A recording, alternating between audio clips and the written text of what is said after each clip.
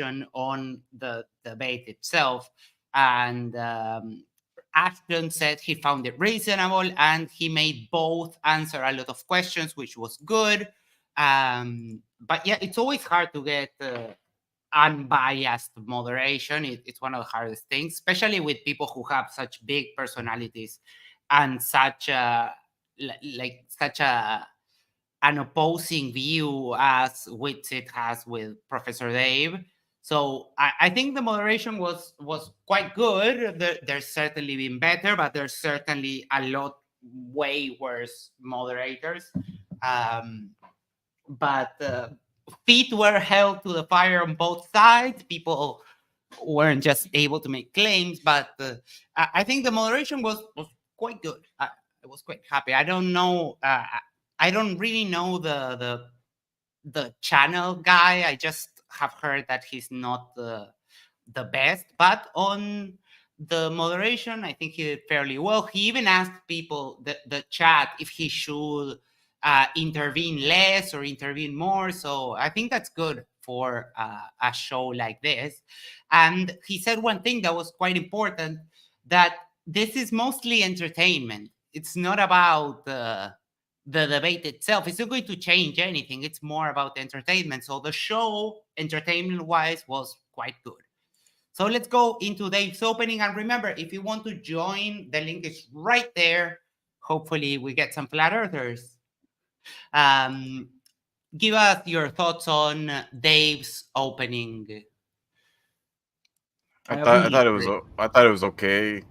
Nothing too special. But then again, the thing about these debates though is that when you're trying to prove the globe, unless you want to make up new evidence, you can't really use any new evidence because you're just gonna have to make up stuff like they do in order to prove flat Earth. Because that's why flat Earth can always have some new talking point, because they always have to make up something new that's based on speculation, purely on speculation about how the hidden land, there's hidden land, but we don't know for sure.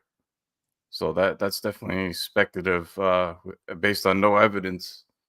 But anyways, Dave mentioned about the why can't why do we see the stars this way and then we see them this way? And Witsit was like, magnetic declination. Yeah, that's all I know. Basically. So I mean, yeah, the opening was okay though. Yeah. Yeah, but his opening was, I think it was on point with. I didn't catch all of it though, to be honest, but I caught most of it this time. But I didn't catch most of it though, or all of it, I would say. Isa, how about you? What do you think about Dave's opening? I think it's easy to follow. He has an easy to follow style. I think piggybacking off of what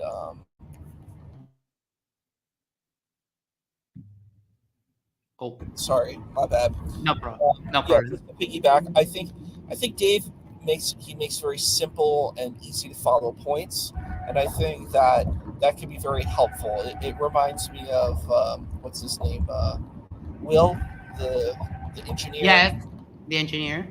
There's a similar vibe. So I think he wants to make science easy and accessible, and I think he did that well.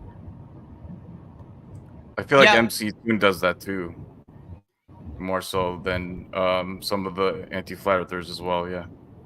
Yes, and in comparison to Witsit, who goes into the word salad that we're all very familiar with, it's a good thing to try to keep it simple. Have to know that the people in the audience are always arranged. There will be people that if you go deep into the conversation that will be able to follow you, but the average is not that. So appealing to the audience by trying to keep it simple and not going overly technical, it's always a good thing.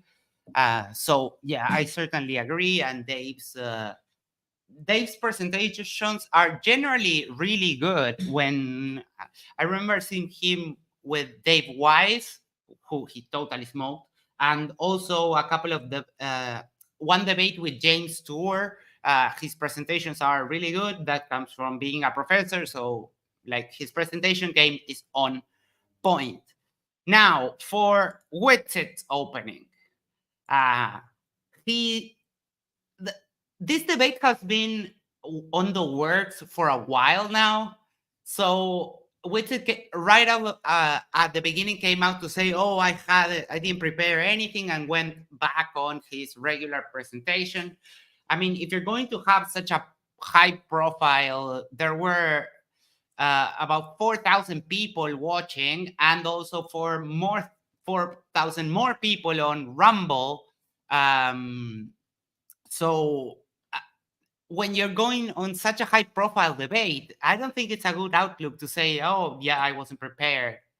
Uh, it makes no sense to me. But, uh, as far as the information in his presentation, it's basically the same thing. He showed some images and never provides a link. The objections that they presented. But it's what's its default showing that. So, Billy, give us your thoughts on what's its opening.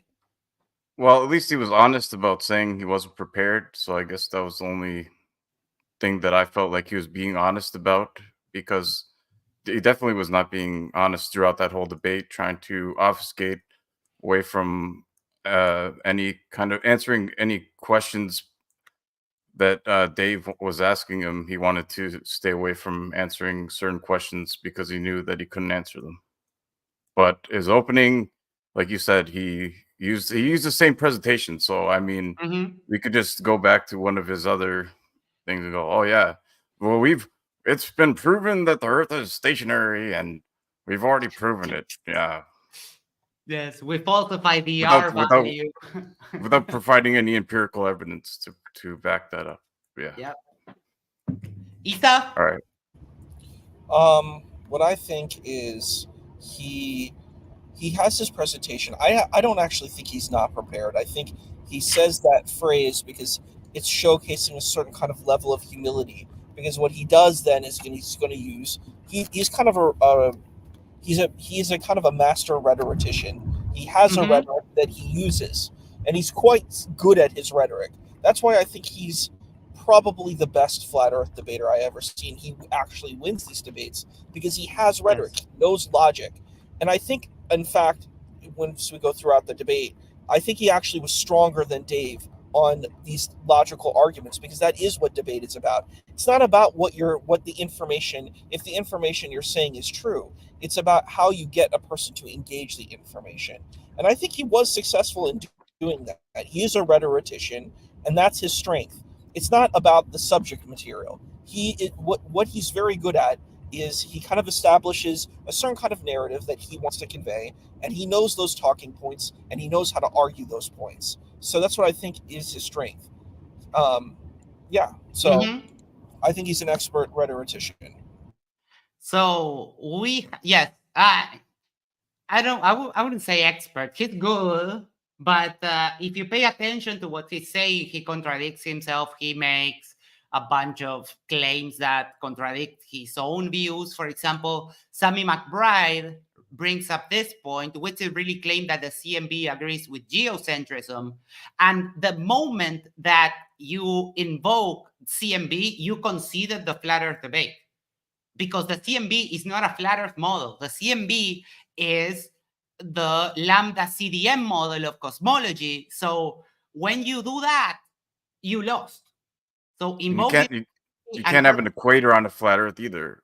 yes, and the thing is that when you they do the same as they do with the Michelson Morley, they reify the CMB to to try to make their point, but it doesn't work. The moment you invoke CMB, you lost the debate. And here we have one of Witset's fanboys, Rich Wild Music. Good job, Witset. I don't know which debate you watch, but yeah, sorry, he lost. He lost really bad. So, and we have another fan, Super Dave. David. I don't understand words, so it's word salads. Look, buddy, we are all really familiar with Witset's word salad. He's been here on this very stage. spewing his word salad out to us, and we have debunked him. And now we have our good friend Brenda. How are you, Brenda? Everything okay? Yeah, good. Is my sound okay? Yes, perfect. Okay. Yeah, I thought it was going to be at 7. And then I checked early and you'd started early. So, I had planned to come anyway. I'm just saying. Yeah, because I don't know, Where we at? they were doing the super chats after the both debaters left, so I said, let's just start it, and that's I it. wasn't interested in that. Yeah, and mostly because a lot of people spent money on the channel and they didn't get to ask the questions to the people. So yeah, I didn't feel that I was think that's cool, I think so. that's a mistake on his part. He should do the Mhm. super chats while the people are there so they can answer the questions. Yeah, but it looked like they had a very strict time constraint for the debate, which, I mean, it doesn't really make that much sense, but never mind. Daryl Frost asks, has Witsit shown the math that he said he was going to show? No, he didn't. He never does. The same way that he always invokes this mysterious, I talked with a NASA employee, a pilot, and this and that, PhDs, and he never produces any evidence of that. I would go like this. If I had someone who came out and told me something, but I couldn't show it to the public, I would get it on video, blur the thing out, change the voice, do a voice change, and I would still show the evidence, like the many people do in many cases, like when you get people testifying and stuff. So it's not like he cannot produce the evidence. He's just saying stuff. And he's been doing that for years, but none of his witnesses are actually there. I think he's just lying about that. So, Brenda, give us your thoughts on what we've discussed so far, like an overview of the debate and what you thought about Dave's opening and Witsit's opening. I thought it was actually better than the previous debate that Professor Dave. By the way, he is a professor in the American school system. If you teach at a college or university, you are a professor. You don't need to have a PhD or a master's. You're a professor, right? That's different than in the UK. And my understanding in the UK is that you do have to be degreed or something like that. Yeah. My assessment is that it was better than the one that Professor Dave had with Flat Earth Dave, Dearth. It was not perfect, but it's an improvement. I have a different preference, but that's my preference. That's me. That's my style or my preferences to what I see in debaters. Professor Dave interrupted a bit more than I'm comfortable with, but it was, in my opinion, less than against Flat Earth Dave. Professor Dave made several points in his opening that were never actually addressed by Witsit. And Witsit was in a way better, a little bit, than his typical self. He sort of reined in the word salad, although it did get out of him a few times. I agree with those, that those were examples of his word salad.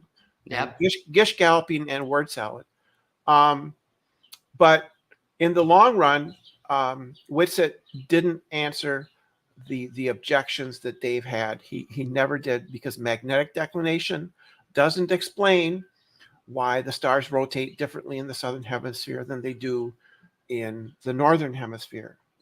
That's not going to explain what the difference is. Yep. And Natheist asks, wow, I missed Professor Dave with the debate. Was it a total dumpster fire? No, not a total dumpster fire. It was entertaining. It was certainly amusing to watch, and nothing we haven't heard before, but it wasn't a dumpster fire. I was in for the dumpster fire. I was hoping for a complete insult fest dumpster fire, but it was entertaining, but not that far. Oh, our good friend Dr. J. Haven't seen you in a while. How are you?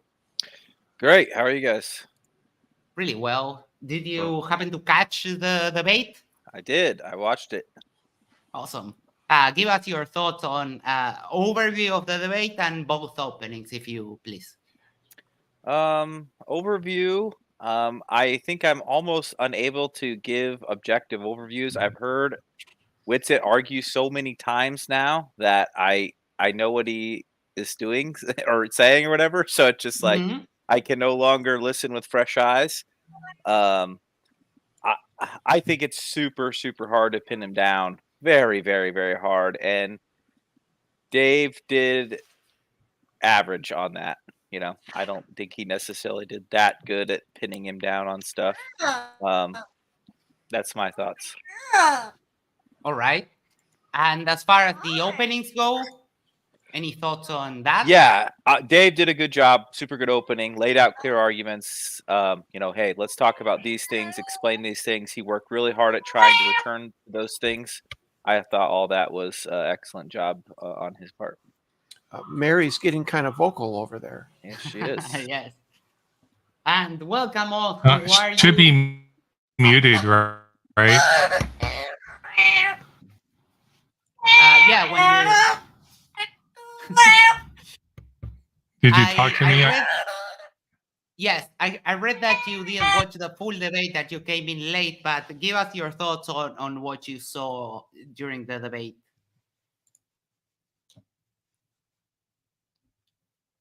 Can you hear me, Oz? I Hello? think his mic's muted. You're muted now. I was muting Mary. Oh, no Yeah, problem. I can't see. My vision's like going bad. Shut up, Mary. Anyways, I saw Witsit's opening and it was the same sort of stuff. And nothing new there. Dave was sort of trying to pressure him a little bit. I thought that was pretty good. I don't know. It was sort of typical debate. I don't think the quartering knows the topic that well, and he spent a lot of time talking, and it wasn't really that long of a debate. The problem with that debate is neither party's really there to debate.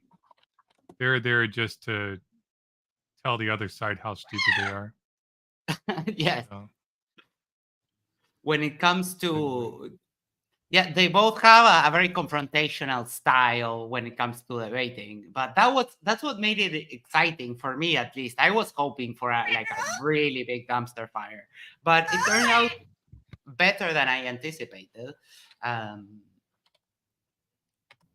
it was on the quartering Pocket Reality. Yes. He was originally like a gamer channel, but he got into like politics and cultural stuff. I used to follow him and watch a lot of his content. I like him, but he got a little bit into right wing stuff, so people don't like him on the left very much. But I'm centrist, so I sort of like him. So take that for what it is.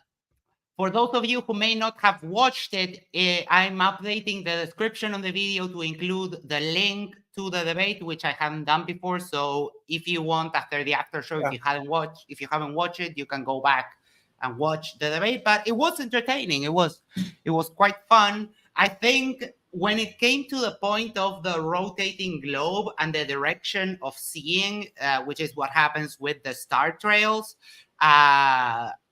it was a very good point, and Witsit waffled on that one, and he tried to resort to his rhetorical things of going to other topics and just throwing out words to try and not answer the question and not make it noticeable.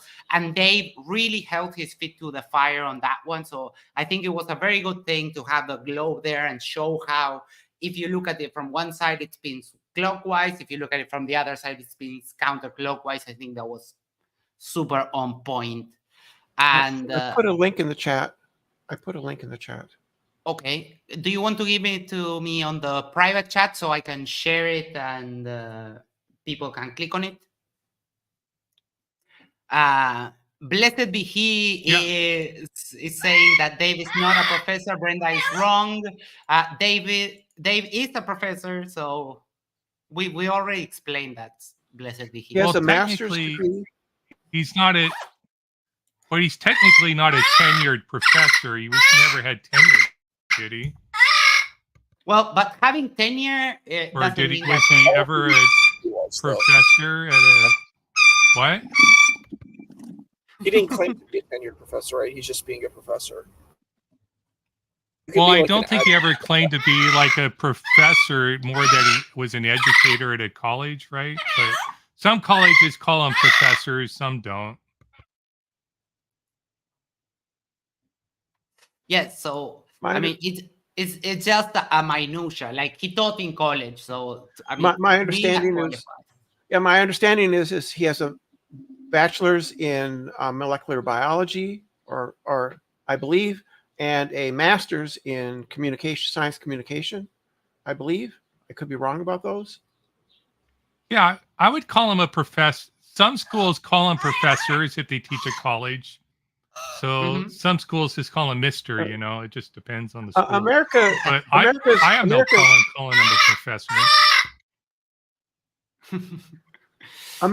America's very casual compared to Europe. We don't, for instance, in just referring to other people in America, we use first name basis to casual acquaintances, and in Europe that's being a little bit too familiar, and also names and titles are more important there. And here, I've taken classes I can only say for here in the Midwest at the University of Minnesota. Most of the professors are uncomfortable being referred to as professor last name. They prefer that you just talk to them as, say, Mr. or Mrs. and their first name, or just a first name basis. And being on a first name basis with a professor in America is a norm. In Europe, that would be cheeky. That you would be being cheeky, as they might say. Dimitri Martinov says, go learn perspective first and check the definition for water level. It's always flat. Every time this comes up, you go to the Merriam-Webster, and level means conforming to the curvature of the earth. So nice try, but you're wrong. I'm sorry. Yeah, the first definition as an adjective for level, because level is an adjective, is that it conforms to the curved surface of water on Earth. Yep. I can address something, Max. The first definition for the noun is a measuring device, or the tool under the Webster Dictionary. So Max, which conforms to gravity. Yeah. Yes, Brenda, go ahead.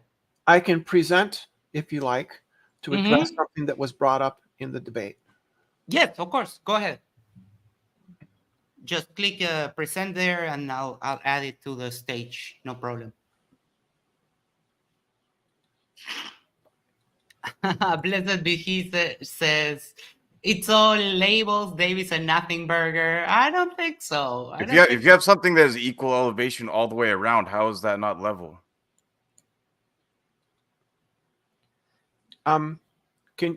It's hard for me to see when because I'm sharing a window from Firefox. Can you see this window? Yes, we're seeing flutter.ws. This is Pick that Gaspard. was one of the fake pictures they show.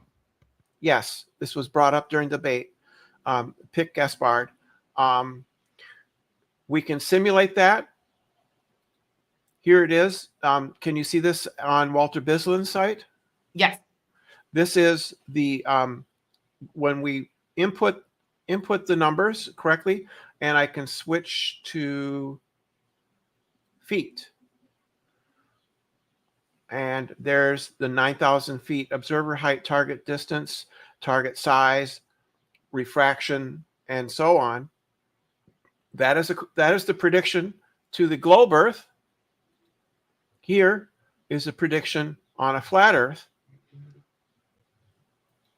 And this is, I don't have the photograph that Witsit showed, but this is pretty much it.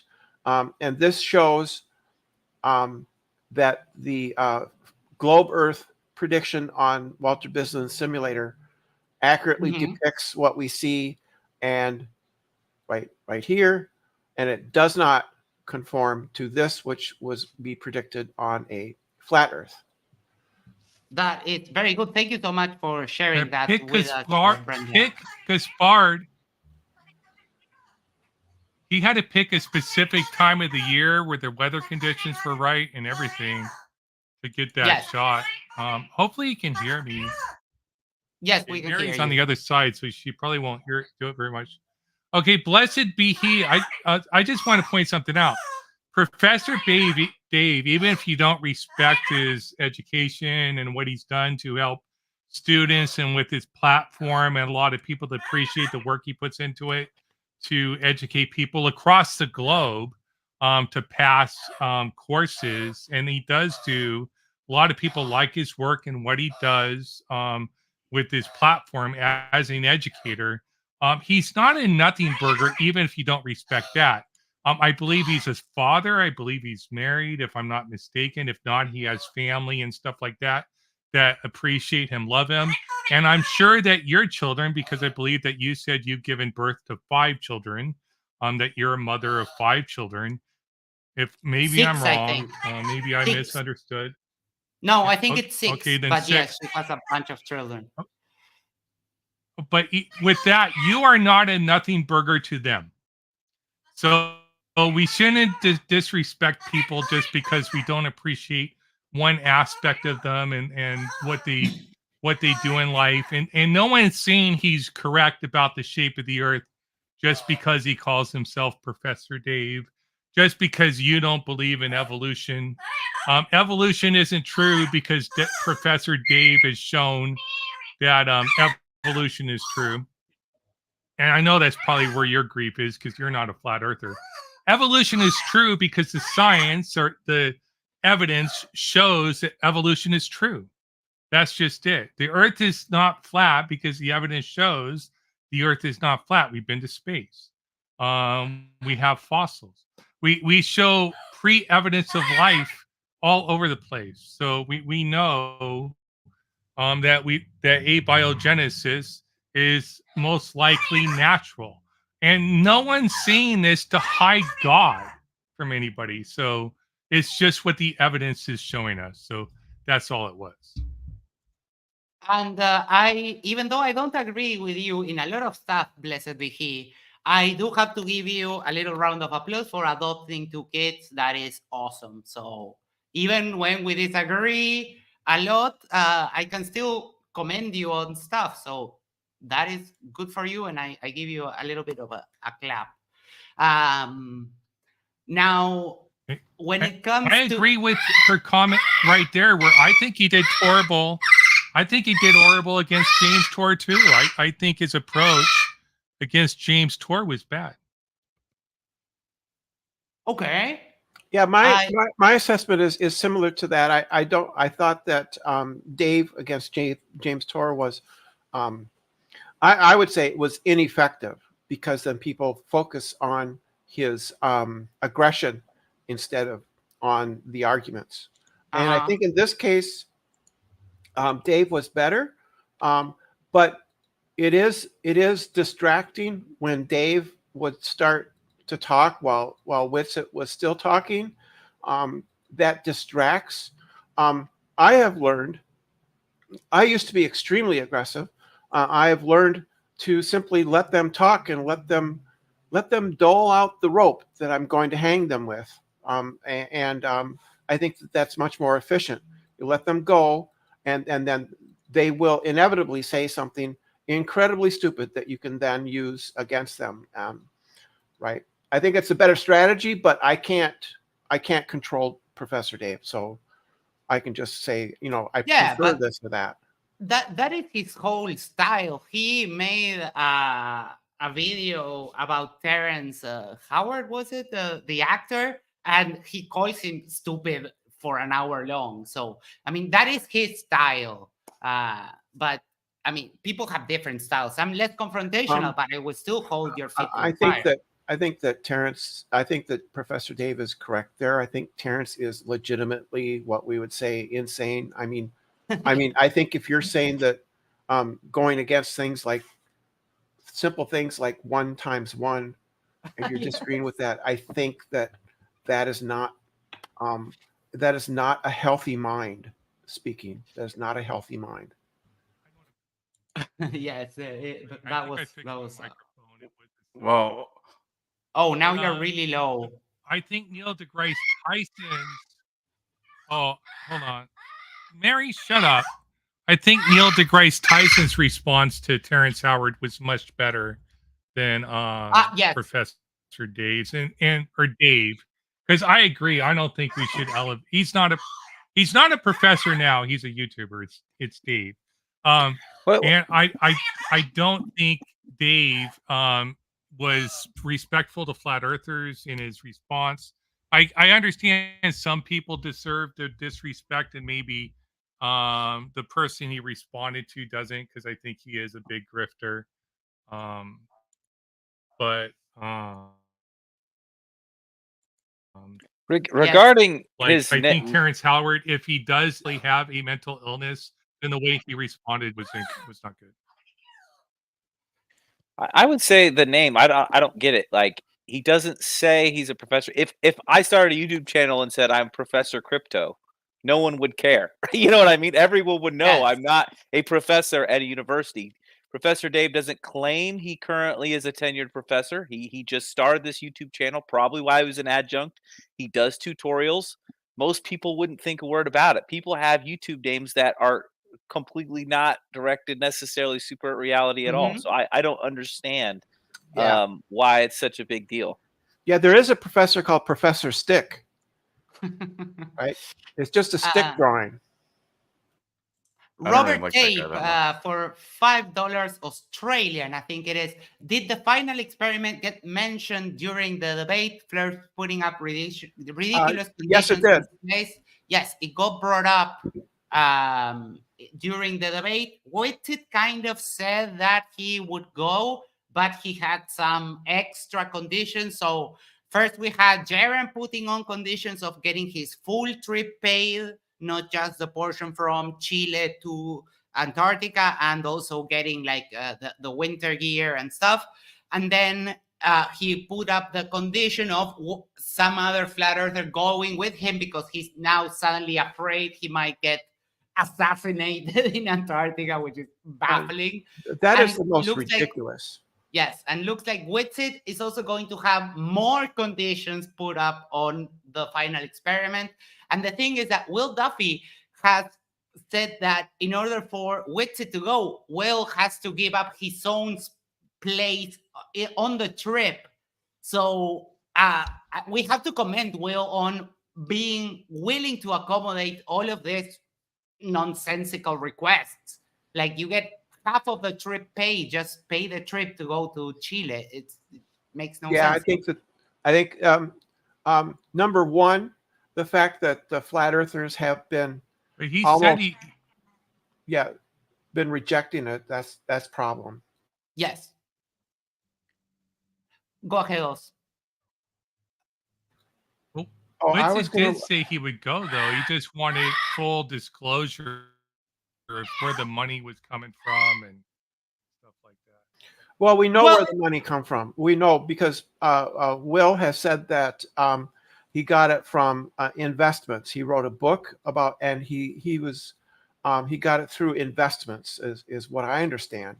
He So- wrote like 3 books, and he also was an investment advisor. And so this is something I'm really surprised about. So I don't have a lot of money, but I've hung around people that have money, and people that have money, especially in the stock market world, 60 grand is a rounding error. I know that's hard for many of us who don't make 60 grand in a year or whatever, but 60 grand isn't very much money if you really wanted to do something. I mean, people. I mean, if you Mhm. work in stock market stuff, this is just not a lot of money. You're investing millions for people, and you get a percentage of it, right? You can make Yes. tons and tons of money. The guy's retired and lives off of investments, basically, is my understanding. So saying like, well, where did the money come from? It's not very much money. I know people that if they cared about this, which they don't, they could pay for this if they want to. People go to Antarctica for fun because they have money. A $60,000 vacation isn't that expensive, and I know that's. I've just been surprised how people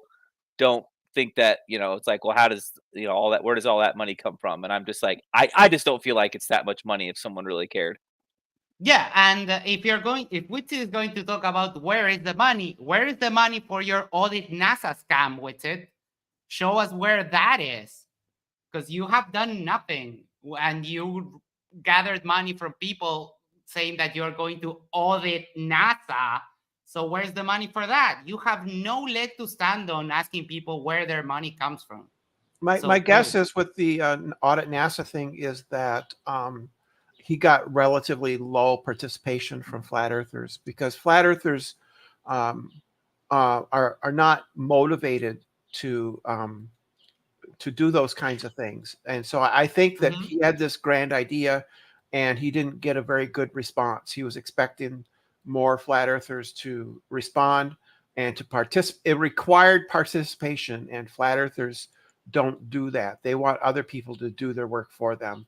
That's why they always tell us to watch videos. Oh, they'll say blah blah blah, and they say, well, prove that. They say, oh, go watch this video on YouTube, and or you go do some experiment. But they never actually do that.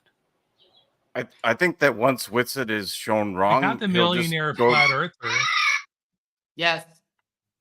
I think once witst is shown wrong, he will just go to geocentrism, because he already says Yes. that the Earth has been proven that it's stationary. So that fits the geocentric model already anyway. So he'll just say that it's geocentric and it's a sphere anyway. And then we'll have to prove to him that, and then it's just going to be a whole another experiment you're going to have to do. And if Will Duffy wants to fork up the money to go to space, then good luck with that. Gregory, if I had 20K, I wouldn't. I don't know. I don't have 20K. I had my bank account was hacked recently. I had $500 taken, and that, or I think it was. I might not have been, and that's devastating to me. $500 is devastating to me, right? 20K is just a dream world, right? So, and I've gotten all that resolved. It's all good. I'm all good with my account and everything, and I think I still have all my money. I have to check on Monday, but that's just not important to this. I think that, there is a flat earth millionaire. I don't know why he can't contribute to it.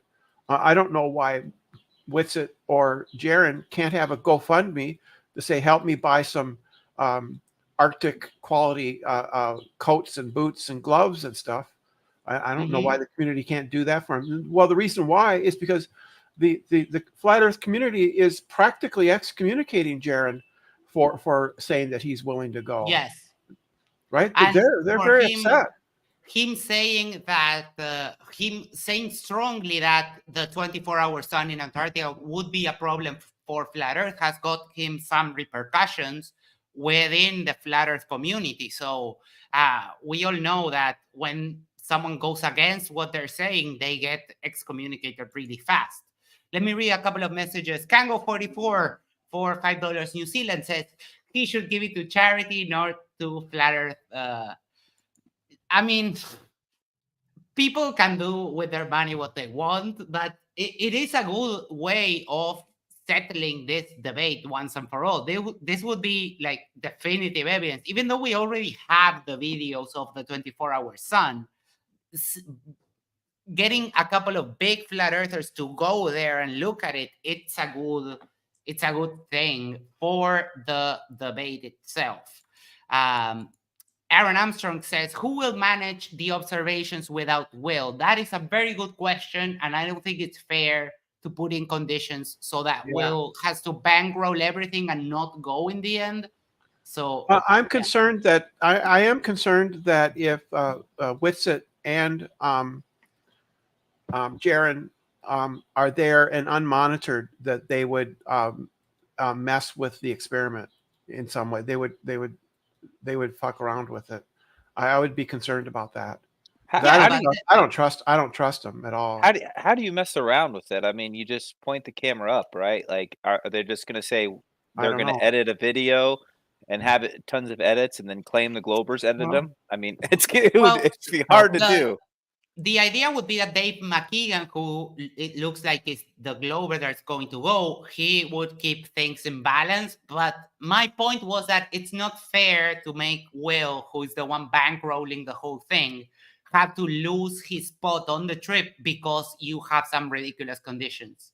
And that's that was kind of my point. yeah, the reason that Whitsitt is going is because Jaron refused to go unless another flat earther went with him, because Jaron is paranoid as fuck and thinks that he will be assassinated in the night or something like that unless there's a flat earther with them. No, this is and this has been in multiple flat earth spaces that I've seen. They're all concerned with this idea that, oh, the plane's going to crash, or Yes. something's going to happen in the middle of the night, or simply they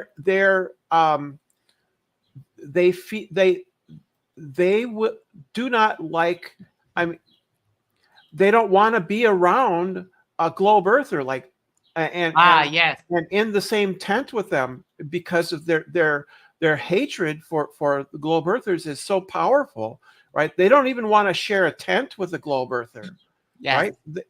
right? And plus they're extremely paranoid. So it was a condition that Jaron would go if another flat earther went, and that was sort of deemed to be Whitsitt, which means that Will can't go. And I agree with Max that that's just unfair. What is funny is that, okay, if this is a whole nefarious plot to assassinate him on Antarctica, they can just assassinate the both of you, dude. It won't make a freaking difference. It doesn't really matter. Just you will be penguin food regardless. It doesn't That was what I matter. was gonna say. That's crazy. BPA I gifted gotta go. 5 matters now. Oh, okay. Oh, thank you for dropping by. I hope you Thank- get the Thank Get you, well soon. Bob. Get well. Yeah, I want to thank you, Bob, and for the 10 and the BPA for the 5 gifted membership. And Mary, shut up. But yeah, I can't see my screen, and I'm just getting short of breath again. And I want to right. go back to the doctors on Monday, but my health is just getting worse. We wish you the best recovery, and I got hanging there. vertigo or something. So, Yeah, but like I can't even walk or drive anymore. It's just getting worse. So we wish you a speedy hopefully recovery I can and start hang getting in where I there. can like start streaming again. We're sending Can you you best imagine wishes. like I can't even got talk you for more covered. than 5 minutes. All right, thanks. I'll talk to you guys later. So She BPA doesn't understand. Well, she sort of does understand, but she doesn't understand me. She just gets excited when I talk. But yeah, check out the short I did with her, because she was across the space cage. I filled up her little water dish, and she chose to use it to splash me across the cage, and I emptied the whole water dish. It was sort of funny. I won't die, Ashton. I've been going to the doctor and getting checked out and doing what I need to do. And but I've outlived all the other males in my family except my dad. And I've already outlived my mom and most of the females in my family. And I'm 51. Take that for what it is. Not very good. But my dad had 8 strokes before he died. So but I don't drink or smoke or anything, where they all did all that stuff. And most of my brothers are dead, and I'm the oldest. I only have one brother left. Take that for what it is, too. BPA I have gifted 5 I have memberships. 4 brothers. They went to Lisa, exposing mass tricks. Justin Dodd, Sammy McBride, and Tom Willis. And Bob gifted 10 memberships. Thanks so much, Bob. And let's see who they landed on. 1 second. Gregory Smith, Douglas Jenkins, Booba Sweat, Isa Kabir, Dan Shire, The Phantom, Bigus Dogus, Adventure Nomad, Toxophyllite, Flip Flat 82 Productions. Thank you, everyone, and we hope us gets a speedy recovery. And meanwhile, I'm holding the fort, so I already have some content planned for next week. So you get your weekly dose of matters now. And tomorrow we have a debate between what I think are the two most horrible debaters there are, Nadir and Heated Debates. It's going to be awful and it's going to be glorious. So check back tomorrow. I'm going to, after this, after show is done, I'm going to schedule that one, and that one is going to be fun. So,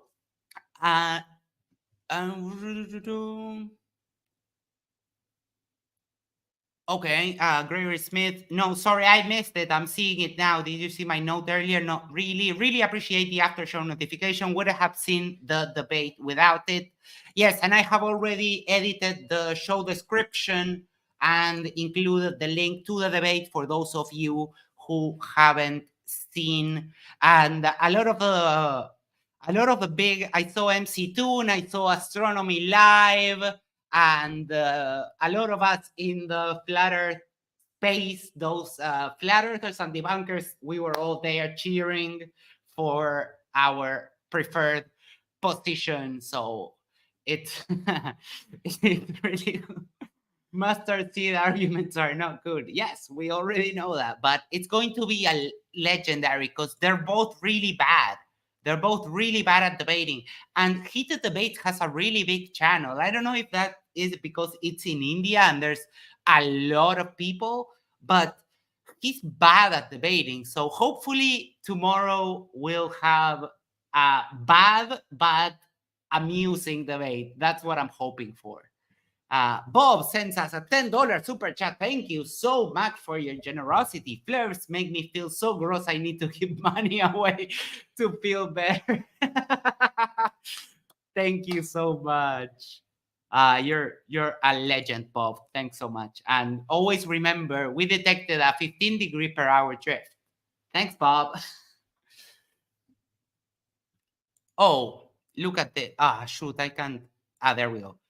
Dave, show what a condescending piece of shit he is. Huh. Oh, because witst is not condescending at all. Witst is super humbling, saying that everyone he's ever debated has not been all there. Dude, come on. Nobody understands the globe model. Better than him. Yeah, and he's smarter than Einstein. And when someone asked him, can you name someone who is smarter than you? He couldn't name one person. Sure, yeah.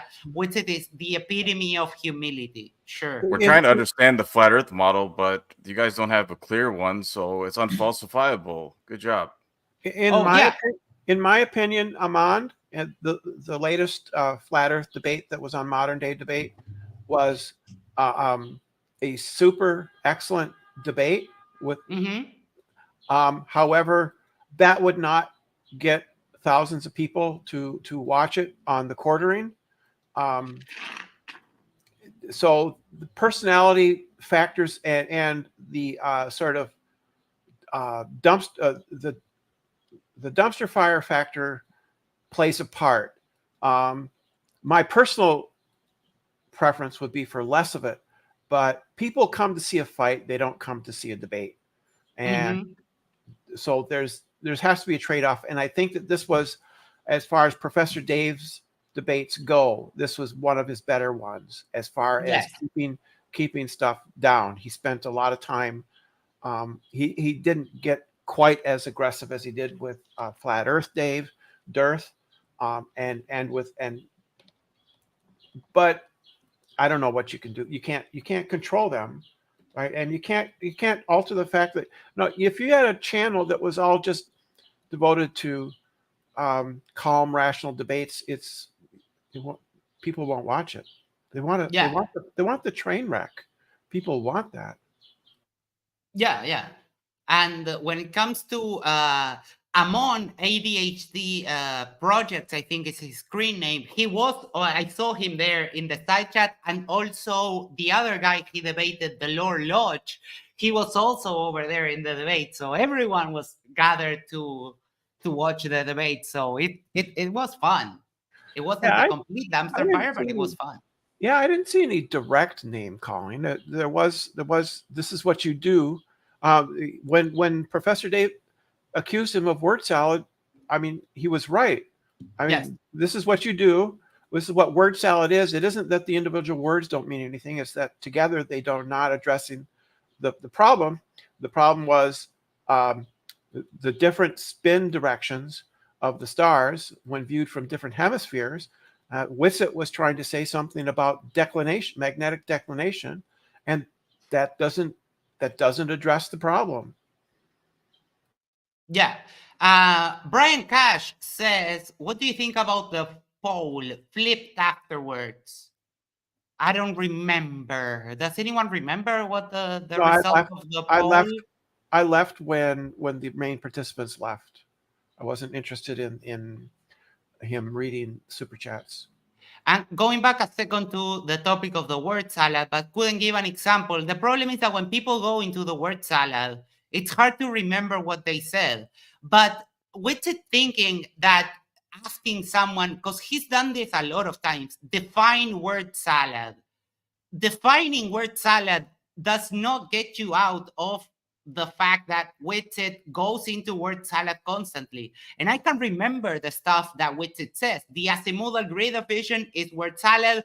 The idea that gravity is somehow electrostatic in nature is also word salad. Witsit's whole spiel about how everything is intrinsically electrostatic, while at the same time, if you give him 5 minutes and ask him, do you think atoms are real? He would say no, but somehow molecules are real and molecules bonds are electrostatics. But he forgets that when you have a molecule, the charge is already, it's balanced, it's zero, because that's how molecules stay together. So Witsit has no idea what he's saying. He contradicts himself. He contradicts other views that he has. And we also has done us the good favor of doing the electrogravity calculations, and it doesn't work. It doesn't work. Electrostatics is attracting and also repulsing, and he just goes and on and on and on and repeats it to everyone he debates with. But if you're not specifically familiar with the nonsense that he says, you on the go, it's very hard to do the math and show him that he's wrong.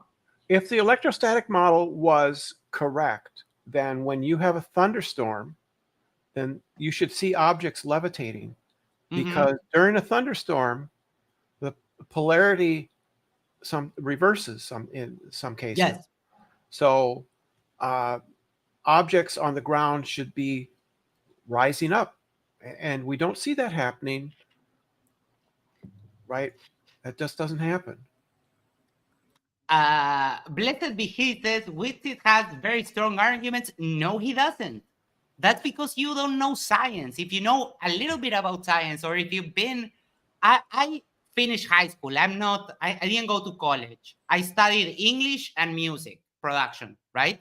So I didn't go to college. But when I started getting into this space of debates, I started studying. And even without a degree, I can tell that Witsit doesn't know what he's talking about. And if you study just a little bit, you can, by yourself, if you do, if you're autodidact like I am, you can study and see that everything he says is just wrong. And then he accuses people of, oh, he throws out random fallacies. Oh, no, fallacy, fallacy, fallacy. And then goes 2 minutes into the debate, and then he is using the fallacies he's accusing people of, like the whole idea that the Earth is the block domain wall of a Faro cell. That is a classic reification fallacy. Witsig's arguments are not strong. You just have to know what he's talking about to be able to debunk them. So he calls that the plane of inertia, which yes. is definitely word salad, because plane of inertia is just a meaningless phrase that he got from what I forget his name. What's his name? Shane? No, the YouTuber, the big heavyset man with all the tattoos who talks about electric universe. Oh, I don't remember that. But But they referred to this guy Bennett for the paper, but Bennett is a French scientist. Bennett has right. some theories about the electric things and blah blah blah, but it's all French. It's all French science. So that is a Ken classical Wheeler has appeal to tattoos. authority. Ken Wheeler, yes, thank you, Oh, thank you. That's who he gets the plane of I, inertia from. I've never seen the guy. I've just heard of him. I've never actually seen any of his videos. I just heard how stupid he is. I don't even know if Misinform- he's stupid. I think he says a lot of. If you listen to him, you'll hear a lot of really nonsensical statements. uh, Misinformation agents say pointless as always. I'm not sure if you're talking about the debate or the after show, but you're welcome to come on stage and tell us why we're wrong. Sure. And Brian Wait, Cash, you can where's also come on stage. Hold on one second. You can also come yeah? on stage if the link is right there, pinned to the top of the side chat. If you think we're wrong, you're more than welcome to come and tell us why we're wrong, and we'll be happy to listen to you. So I don't know. One thing I noticed on this debate that Witsit did that Oh, wait. Brian, bye bye. Don't come on stage. No, I'm going to ban him. Yeah, these people. Bye. Right. Sorry. Go on. one thing I noticed that I think I didn't realize, for a long time. So sometimes Witsit will be asked a question and he'll say, "You asked the wrong question.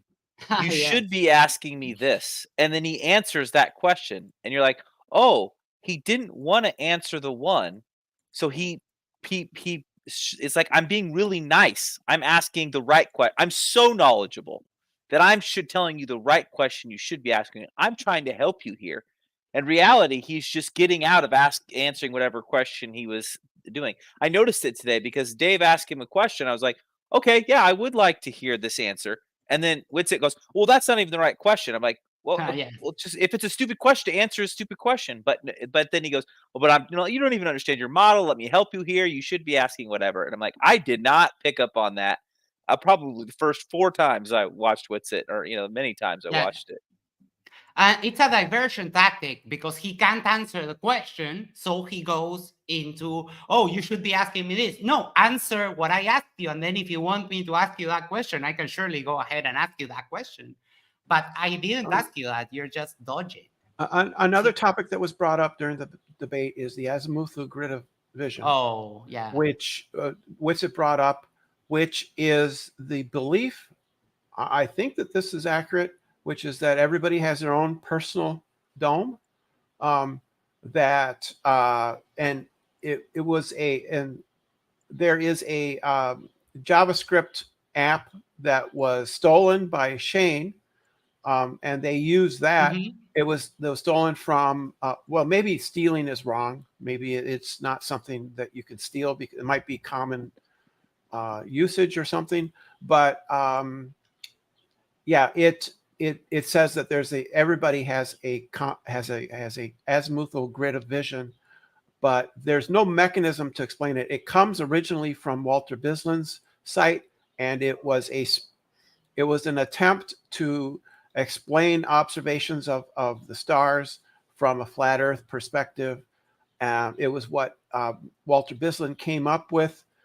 So that there's a big dome, and then there's a smaller dome around you, and light comes from the stars, and then it hits the smaller dome, and then it changes its direction for some reason, and there's no mechanism given to account for why the light changes like that, but Yes. it does match observations. So Yeah. matching observations is not enough.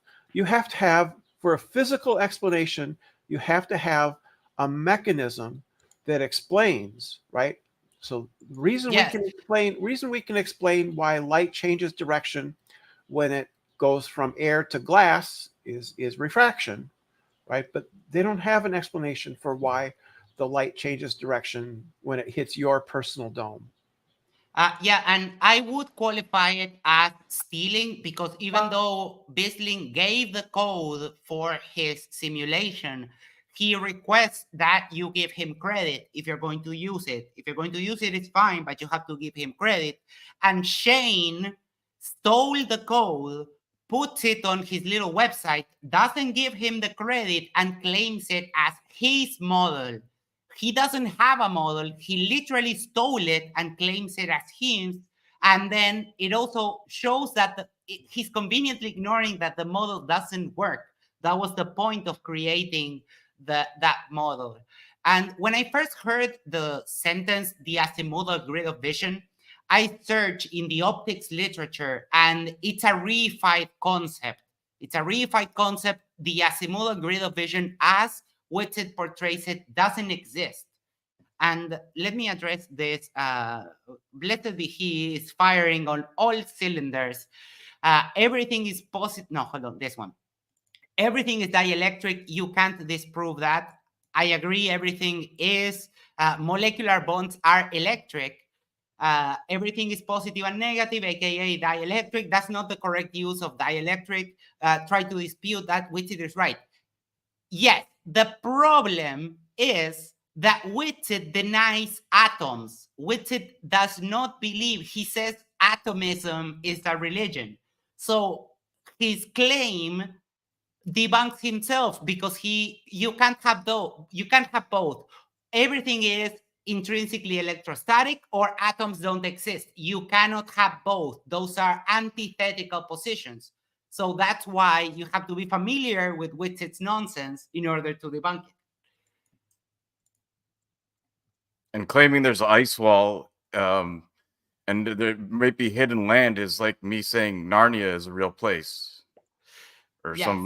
or like the Lord of the Rings could be real too. Yeah.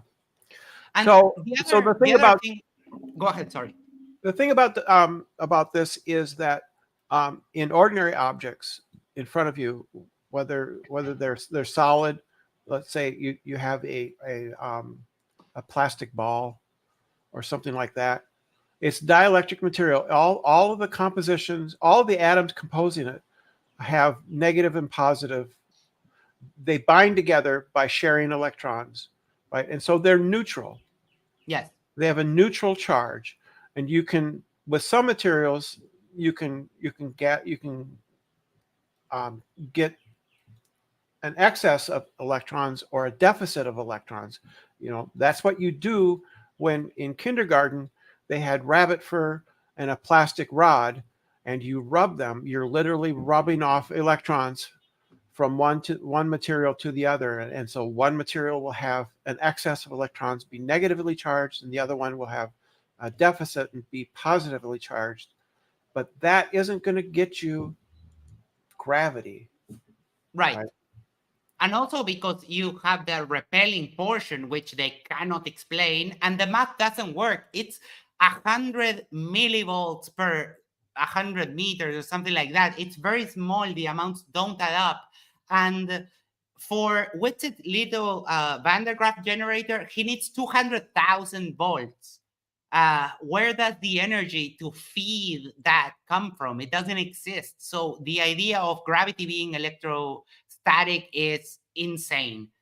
And another thing came up today, the idea of the coffee cup caustic, and which it showed a little video of like a drawing of the flat earth and then a little glass dome put over it. The important thing is that he's shown a light from outside of the dome. And then he had to invoke different layers of this dome, and you cannot prove the dome. You cannot prove the dome. The dome is simply not there. We throw rockets up, and people throw like balloons and amateur rockets. You don't even have to refer to NASA. You can basically refer to people who have done it themselves. Two links come to mind: Kip Dargidas and Mage 3 from Mr. Sensible, both amateur rockets. One was a rocket, one was a balloon, and they went really high up, and there was no dome to be seen anywhere. It's a magical dome, I guess. That's the Yes, only it way they disappears can. conveniently. That's the only way it can work. Yeah. Yeah, Professor Dave brought that up during the debate and brought up the fact that if the sun can't be both outside of the dome and inside of the dome because they have it circling above the equator, the Tropic of Cancer and the Tropic of Capricorn to explain winter and summer, above the equator to explain day and night. But if you're going to explain a midnight sun by appealing to a sun that's outside of the dome, it can't be both. And Professor Dave brought that up, and that's a fair objection. Yep. It can't be both. You can't have it both ways. And then Whitson went like 5 minutes after that. He went, "Oh, but you're just appealing to possibility, dude. What was it when you said, well, there could be layers to this dome? That's an appeal to possibility. That's what I said. Hidden He land. accuses people of fallacies and then goes and commits the same fallacy. And we have a couple of very interesting messages. Your body is a result of blue shift and red shift. No, you're wrong. Blue shift and red shift has to do with star observations. So yeah, patently wrong. You couldn't be more wrong if you tried. Then we also have. Well, I wish my waist was red shifting away from me. Rebel Nazarene says, all amateur rockets go up and stop on a dime and SpaceX rockets streak across the firmament. No, they don't. I can show you, I can share a link. In fact, I'm going to do that right now, Kip. I'm going to share a link to you, and this rocket does not stop.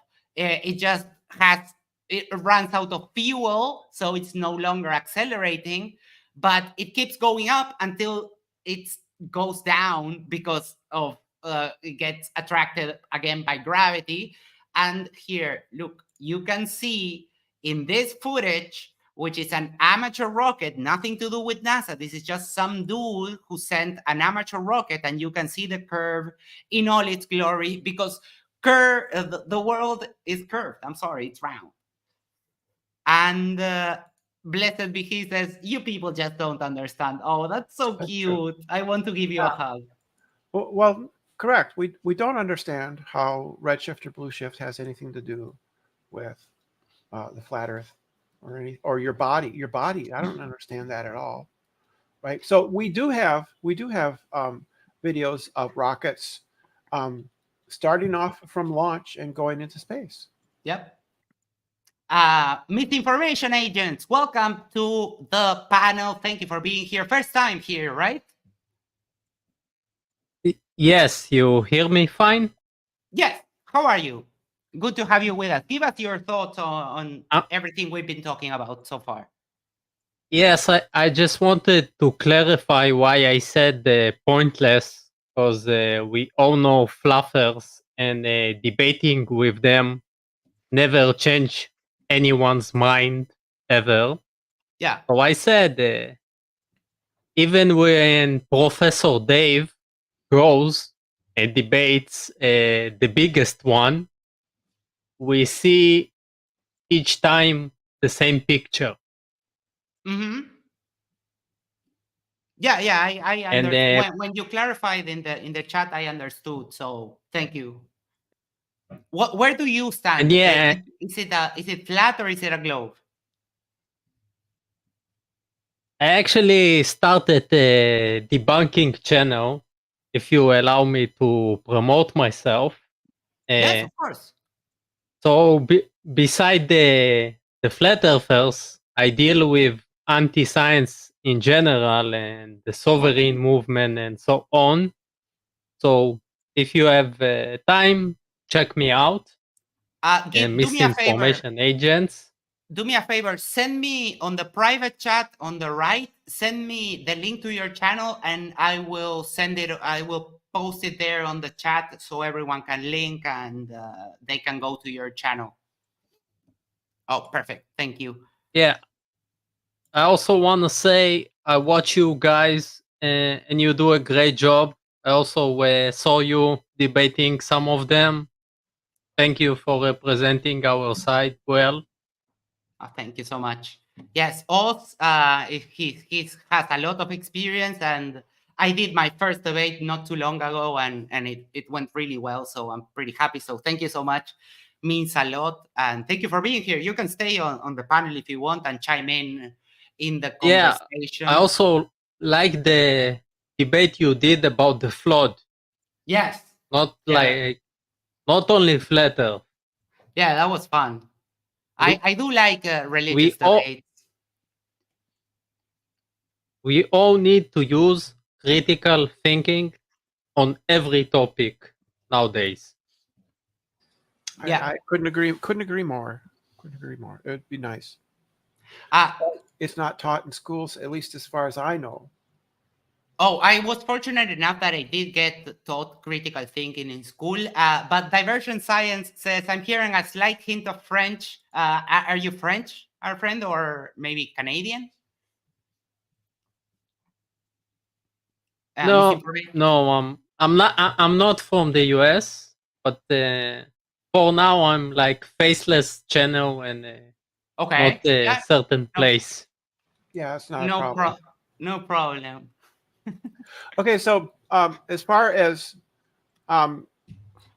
rockets in space, Astronomy Live, who's friends with Red's Rhetoric, yes. On a SpaceX launch probably several months ago, and I'm going to have to go with memory, and I don't have a link, but Astronomy Live had a show with Red's Rhetoric, and Astronomy Live taped a SpaceX rocket launching, and he waited around and caught it and caught video of it as it completed its orbit.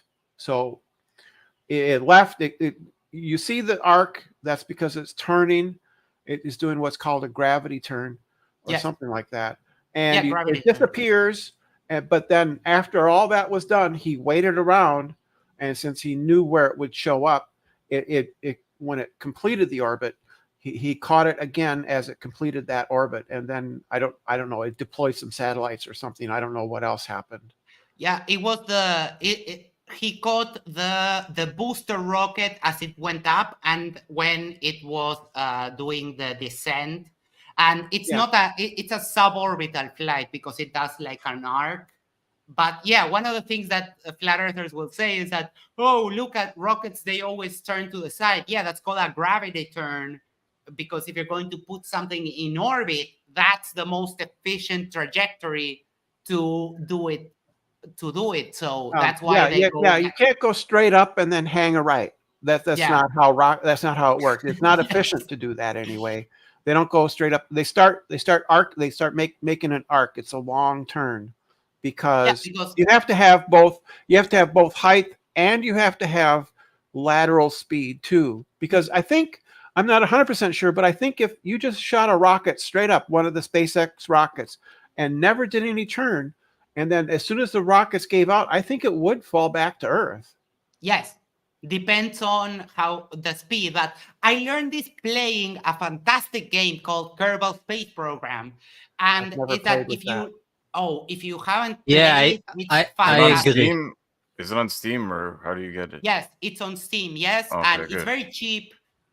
But play Kerbal Space Program 1. Number 2 is still not all there. But I learned, so if you launch a rocket and you launch it straight up, then if you want it to turn, you have to turn the rocket and then expend a lot more fuel to start going sideways.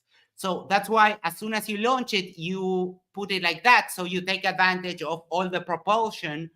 And then when you get to an arc over the Earth, then you have to, at the apoapsis, at the highest point, you have to execute another burn so that you circularize your orbit. And playing that game, you have to actually learn how to do all of that stuff. Yeah, I watched a guy called Scott Manley who goes into a lot of the detail on how to play that game. And you learn a lot of stuff of how propulsion works and how, for example, first you get an orbit around the Earth, and then when you want to go, let's say, to the moon, you have to figure out where to start your burn and then start burning fuel, and then you make an arc towards the moon, and then you have to kind of break the rocket, but you can't break in space, so you have to point your thrusters towards the direction you're going and reduce your speed, and that gets you a circular orbit around the moon. If you haven't played it, try it. Kerbal Space Program. It's great to learn how things work, and you're definitely going to need like a tutorial because it's not intuitive, and you have to learn a little bit of how things work just to play the game. Yes, but it gives you a lot of knowledge.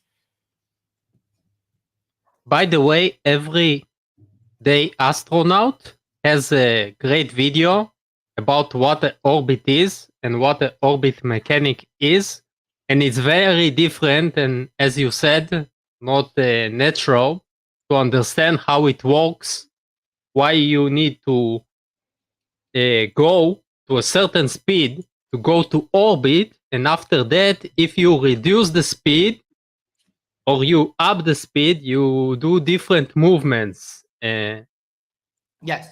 Everyday astronaut explains it well. If you have a link, we can share it with the audience. You can send it to me in the private chat, and I'll share it with everyone. But yeah, it's very interesting. I don't get how people are not fascinated and say, "Oh yeah, space is fake and stuff." It's Everybody's different. We are a minority, right? The majority of people are interested in Mr. Beast and whatever he's doing. That's one of the bigger channels on YouTube. That's what, and people are interested in TikTok on God only knows what. I don't know. I don't even have TikTok any. Well, I do have an account, but I don't use it at all. Haven't for months because it's just, oh my God. Yeah, it's pretty painful. Here is the link that misinformation agents share with us from Everyday Astronaut. He said, and funny, blessed be he, strikes again. They have been trying to crack through that dome for years, trying to get to space. The rockets always explode when it hits the dome. But Funny that's that not true. I just saw a launch a couple of days ago, and the rocket didn't explode. Yeah, that's Funny not how true. that is. I think that you're either lying or you're misinformed. There's no rockets exploding. The one that he's thinking of was the yo-yo D-spin, right? Yes. Yeah. Yeah, that the rocket didn't explode. And in fact, it continued on afterwards. Yep. No, Right? They do explode. They think, definitely do explode, though. Yeah, of course. I think he's talking about IFT second of SpaceX or SN10. That SpaceX likes to explode stuff to test them. Yes, well, SpaceX. They've explained that. They've explained it, and it's called what's rapid design is what they call it. They can do that because it's a private company, and the U.S. NASA can't do that because they're public, and so they have to have. They aim for one launch, and everything has to be perfect before that launch. SpaceX says, "Well, we're going to have multiple launches, and we're going to blow shit up. We're going to test things. We're going to push things to their limit, and then when something blows up, that's a sign that we need to fix something. And so then we go and fix it, and then it doesn't blow up at that point, but it blows up at another point. Oh, well, there's another thing we got to fix." And NASA does all of that stuff before launching anything, and that's why it takes so very long for NASA to get stuff up in the orbit, and that's why SpaceX has been very fast. It's rapid design. It's a particular way of designing things. You design things to fail, and then you fix it when it fails. It's RUD, rapid and scheduled disassembly. It's basically when things blow up. Yeah, the most recent disassembly part is true. Absolutely, the most recent launch by SpaceX is considered by SpaceX to be a success because they achieved their directives, even though that fin disintegrated. on re-entry, but they achieved all the mission objectives, and now they're going to. My understanding is they're going to use they're going away from they're going to use ablative tiles instead of the ceramic tiles. I think. Yeah, they treat it more like software, right? Yes. In software, you just do it over. You just try it. It doesn't work. You try it. It doesn't work. They treat it like software. And partly the reason they do that is the way that they're building it also is trying to be cost effective. Meaning, like NASA treats it like we're going to get this right no matter how much it costs. And so SpaceX use stainless steel, cheaper materials, and they're like, so they can blow up 5 of them, and it's not as big a deal because their goal is to have lots of them, be able to do it rapidly, so on and so forth. So yeah, they treat it like software, and it's just a different way to do it.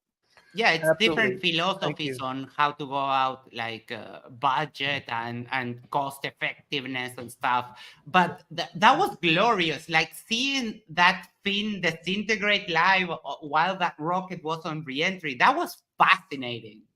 And yet the rocket survived, even though the fin kind of burned up. That was awesome. But you can see. Go ahead. Sorry. Go ahead. I just wanted to talk about the flat Earth side. What is amazing is that they only know about NASA. No matter how many times you explain to them that a mechanical student engineer can also build a rocket and to take the same shoots and whatever to see the curve, the only thing, there is one company that dictates all science, and fucking amazing. I've been accused of being, you're a NASA shield. It's like, dude, I'm not even American. I have no stake on what NASA says. My country doesn't even have a space program or a space agency or anything like that. And yet you can get information not only from NASA, but what they say is that, all space agencies are subordinate to NASA. Like countries don't have their own independence, like the European Space Agency or the Indian Space Agency.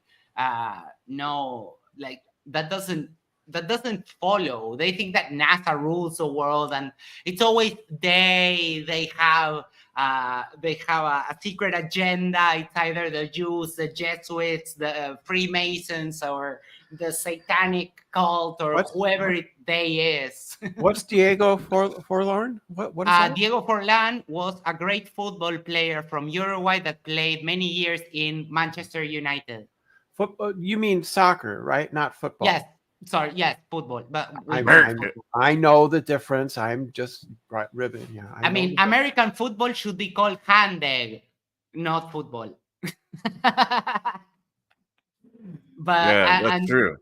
Max says you have amazing steaks. Yes, there's our biggest export is cow meat. There's 4 times as many cows as there are people in my country. So So you're part of the problem then, aren't you, with global warming and all the methane from farting cows?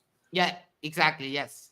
But the cows are there. They keep fucking. They keep having baby cows. So we have to eat them. What you gonna do? Yeah. Calves. Yeah. So another problem, going back to the debate, another thing that was brought up by Witsit was he claimed that relativity was falsified or refuted in 1933. That's not a refutation. It was an example of an anomaly that's not accounted for by relativity, and that is being attempted to explain by dark matter, right? Mm-hmm. As far as I understand. Yeah, but that doesn't debunk the whole theory. It's just that the math shows that there should be something there. We still can't find it, but we've made some progress in the field of dark matter. We just don't have a definitive answer yet, but there's a bunch of things. And I saw today an article. Let me see if I can pull it up. And while I do that, Max strikes with 10 gifted memberships, and they went to Hamad Ahmed, Lelu the Cat, Joe Heron, Chrysippus, Clive Wells, Donald Keys, and Ethan Moore. Oh, sorry, and Frolicking Grass, Nick Bolt, Kate Robinson. Thanks so much, Max. You are the bomb. It's just like when we discovered Neptune. We discovered Neptune because we saw an anomaly in Newtonian gravity, I believe. I don't think relativity existed then. I could be wrong, but we saw an anomaly in Mercury's orbit and also in the orbits of the outer planet. What was it, Uranus? And we explained that by saying this must be accounted for. There must be another planet out there, and so they did the calculations and they found Neptune. Dark matter is harder. It says, well, the rotation of galaxies is not being predicted by relativity. By relativity, there's something wrong here. This is an anomaly. We might explain that if there's more matter out there than we think there is, and we don't have a definitive explanation right now. As far as I don't know very much about dark matter at all. I simply know sort of the broad strokes, which is simply that the galaxies spin in a way that is, I think, faster than they should if relativity was true. And this can be accounted for by suggesting that there's more mass out there. Or the equations are wrong in for some reason, even though they work for us here on Earth. Maybe at the galactic scale, there's something that is different about the equation that they don't apply. We just don't know yet. I mean, one solution I've heard is that there might be a lot of primordial black holes out there that are all over the place, and Max has frozen up. And then there's other ways of accounting for it too, but Max is froze. You've all froze. Yeah. No, I'm not. I don't. Ah, there you are. Yes, sorry, I froze. I don't know what happens when I share my screen. It freezes, but I wanted to share this with everyone. Let's give get it a better go. potato. No, but my computer is really good. I don't know why. Oh, okay. This is this is brand new, June 14th. This is from yesterday, and physicists measured Earth rotation using quantum entanglement. And I will share the link if you want to read it. But this is bridging the gap between the quantum realm, quantum physics, and the macroscopic scale of the world. So this is a very interesting article, and we're getting there. And the problem is that they usually say, oh, there's no way you can detect Earth motion. Yes, there is. And here's the evidence. But they will just hand wave it away. And if you haven't read it, read this. It's very interesting, and you might get some insights into what these people are doing, and it's super interesting. Another thing Witsit said too was he's like, we don't know what the stars were doing 1,000 years ago, because we can't go back in time to see 1,000 years ago, so we don't know then. Well, people looked at the sky. People have always looked at the sky. We have a lot of records of star observations. See you later, Dr. J. Thank you so much. We have a lot of records of what the stars looked like, and people took notes and stuff. So we do know a lot about astro observations in the past. So it's always a cope to say, oh, we don't know. Well, yeah, we do know. When Witsit says, oh, I don't know what the sun is. Well, we do know what the sun is. Yeah, and how far away it is too. Yeah, he could. I don't know. They could explain sunspots. I've never heard a flat earther address things like sunspots and flares and all those other things that we can see. You can watch the sun. The sunspots move. The sun rotates, right? It rotates once every 24 hours. Sunspots? You mean the leftovers on their camera of the P9000 when they take picture of the moon? No. I mean, when you look at the sun with I an know. actual solar I'm sensor, joking, because but their they, main device is a yeah, camera. yeah, of course. Like Earth, go ahead. Sorry. it's not on the level even. Oh yeah. You cannot expect from them too much of. Earthly skeptic, welcome to the stage. How are you? Give us your thoughts on everything we've been talking about. Thank you for joining us. Not at all. Thank you. So, yeah, I was looking forward to this debate because both are interesting people, Dave and Witsit. And I felt Dave made some really good points initially. I think the thing with the clock and showing the globe rotation was very effective. And Witsit didn't have an answer to that. He squirmed and wiggled out of that. Yes. And I think the moderator tried to bring him back, but it didn't work. And then when Witsit brought up that photograph, the French canigou or the peak or whatever, and Dave just dismissed that, saying it's fake, then I think it was probably not a fake photograph. I looked for that photograph. It is real. And Dave just dismissed it, saying, well, you've not substantiated it, whatever. And Witsit kind of thought he got an upper hand, and his confidence boosted after that. Yes. Until that point, Witsit was doing miserably.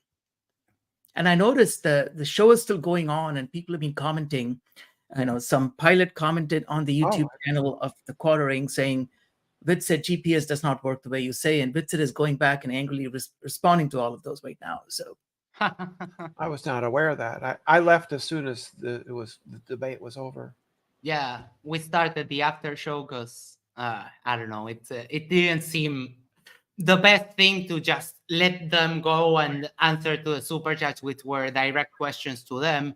But Witsit always says, "Oh yeah, I have people from NASA," but never produces one shred of evidence of what these people say. So I mean, if they send you an email, blur it out, but at least show it. Well, I think that So something that Go ahead. happens is It- that the- pilots troll flat earthers. yes, or random people troll them. 1 second, I'm going to get water. Okay, pilots. Witsen, Go ahead. I want to tell Witset story. Yes, he likes to say pilots, but I'm sorry, I forgot he did so many lies, but he always promises someone would come, someone I talked to. He once told that he talked to someone that was an expedition in Antarctica, and he said there was no 24-hour sun. And it was before the final experiment. It was like half a year ago. Yeah, I don't know what that was about. The person who's a flat earther, he says he never saw the 24-hour sun. I don't know what times of the year he was there, and I don't know what his situation was. It might have been that, weather was bad and he spent most of the time indoors, which I believe is what you do, especially during the winter there. You don't go outdoors very much because it does get very, very, very cold, 50 below zero easily. And so maybe he just never went outside. I don't know. Yeah, those claims about the mysterious whistleblowers never produces one shred of evidence. And he always says, "Oh, this is anecdotal." Then why are you even saying it? It means nothing. You can't produce any evidence of these people because they probably don't exist. You're just lying. And they will get emails from people purporting to be pilots telling them various things, but they don't validate. They don't check those emails. They just accept it that this person is who they say they are, and it doesn't mean much if somebody just emails you, says I'm a pilot, and yeah, we're supposed to keep it quiet. Oh boy, I just very skeptical about that. I do know, however, of one genuine flat Earth pilot that I think Fight the Flat Earth Craig or it was McToon, talked to years ago, a couple years ago, who was a genuine flat earther. He had a very strong stutter. He was an African American man, and he ran he took students up for their initial flight, and then they'd circle around and land. And my understanding is that was the extent of what he did. He was also handicapped, I believe, wheelchair bound, but he had special controls so that Quincy, he had special controls because I don't think his legs work very well. So he had special hand controls to use the plane with. Yeah, he's a teacher. He takes people up, they circle around. Yeah, he seems to actually believe in flat Earth, but he isn't. He just takes people up for their flights and stuff. I don't think he goes very far, and he didn't really seem beyond. I don't know. He did believe that the Earth was flat, but he wasn't like a twin prop pilot or a jet pilot or anything like that. He didn't have long history of taking long flights or anything like that. He just took people up in a Piper Cub, circle around, and then land with them. As far as I understood, that could be wrong. Yeah, but if you look at, for example, this, and I'm not going to share the screen, but if you want to save it for later, this link, it's a U2 spy plane. They took a Hollywood actor and they take him up, really, really high, and you can see the curve, and it's not a fisheye lens, it's a rectilinear lens. And they need to even take oxygen because of the altitude of how high they are at. And yeah, it's a very, very good video. And you can clearly see the curve there. So, but then you have people, for example, like Flatsoy arguing with Bob, the science guy, who is an actual pilot, and telling him, oh, yeah, you are a pilot. I am just like Flatsoy. And this is how planes work. That is insane. Did you saw John Zarka debating a pilot? Oh my God! No, John Cerca, I can't stand the roid rage on that guy. He is horrible human being, but debating a pilot was funny. Not familiar with that one. Oh, no. I totally agree with you about John Zerka. Oh my God, his energy! It's like, dude, don't do cocaine before a debate. This is during, insane. Yes. There was one debate with Witsit and John Zerka on the same side. I forget who was on the other side. It was Ozian and somebody else. Yeah. Yeah. And boy, they had no arguments, and all they were doing was yelling cuss words like every 10 seconds. Yeah, and also that debate, Zerka was just cheerleading for Witsit. He was just like, oh yeah, Witsit, go ahead. Oh, you've been smoked. And that's all he had. He was just a cheerleader through the whole debate. It was insane. Zerka is the worst. What kind of debating strategy is that? I just want to add to something that Brenda said is the reason I think the flat earthers believe these emails from the fake pilots or people claiming to be pilots is they want them to be true. It reminds me of MC Toon's video about Witsit finding stuff on ChatGPT. Does everyone know about that? Yes. That was hilarious. He asked ChatGPT to come up with a math derivation of how electrostatics proves gravity. And then he basically copy pasted that in an email with the formatting, the black and white formatting of ChatGPT. And yes, it's confirmation bias. Thank you. Right. And the links. You want to hear something more crazy? Oh, please. There is a flat earther called Chucky Betts with a quarter of a million almost followers. And he reads the 180, 70 countries, planets, whatever. You know, the map, the big map of flat Earth, the North map, 178 worlds. So I did a video. I personally sent him an email and I told him I am from Asgard, and Asgard is being attacked, and I need his help. And the guy did a video about it. Oh my god. I shit you not. I have all the documentation inside my video. That is funny. But Lots yeah, of flat earthers hang this map on their wall, and they treat it as the real world. Like they went beyond mental. They go like science fiction books are now our Bible. Shifty, what evidence is there that those emails are fake? The problem is that what is the process? What did they do? All we have are witsit claims. We never see the emails. We never see anyone, like a recording of someone telling witsit that stuff.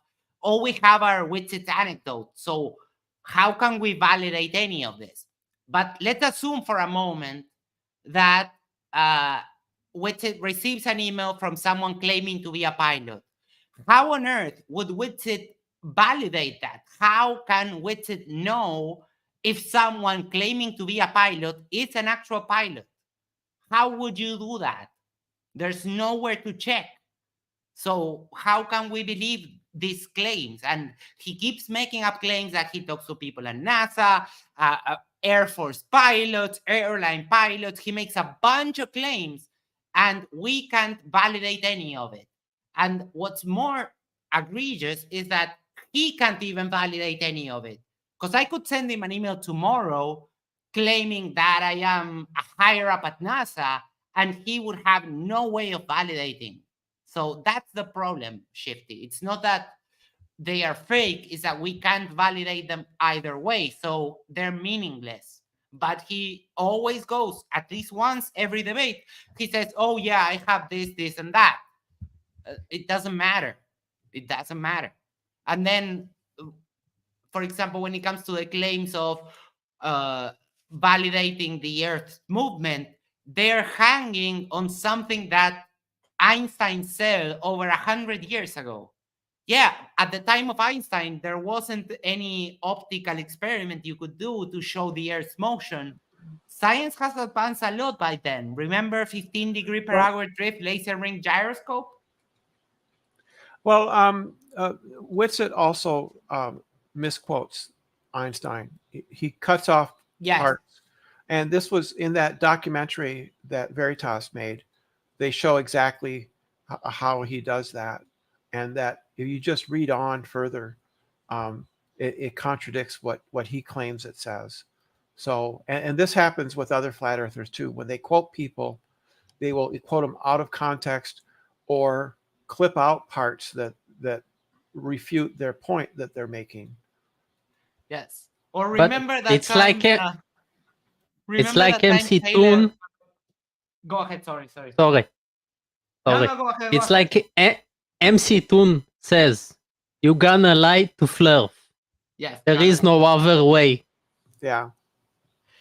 Remember that time Caleb referenced a satiric website yes. to debunk gravity? That was gold.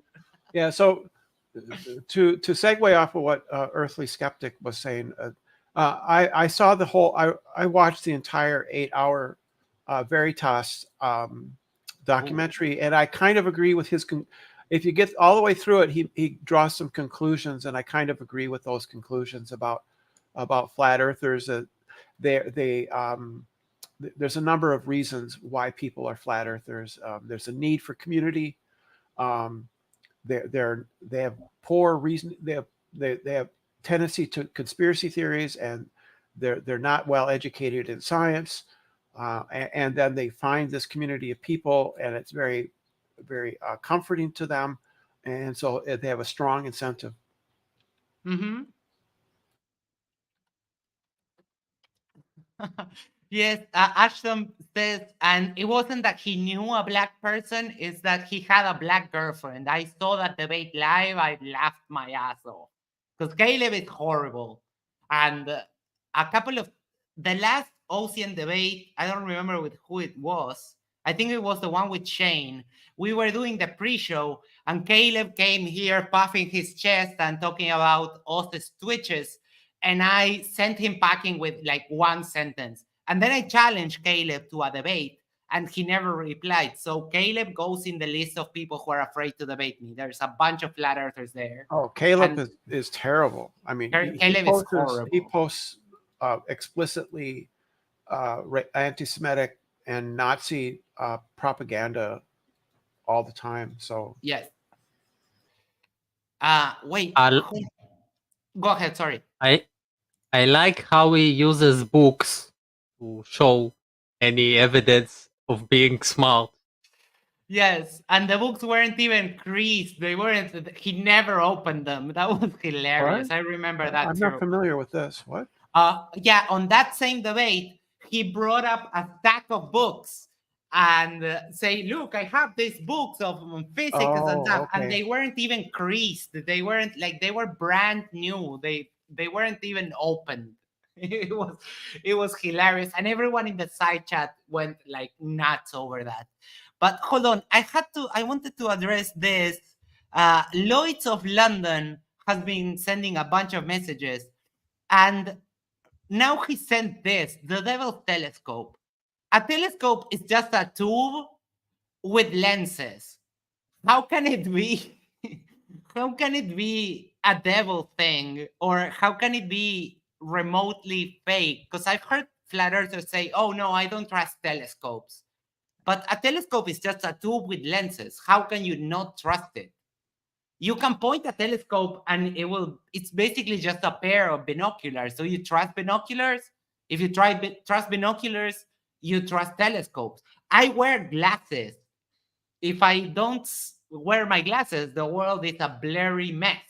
So should I not trust my glasses? Or what are you implying? What are you saying?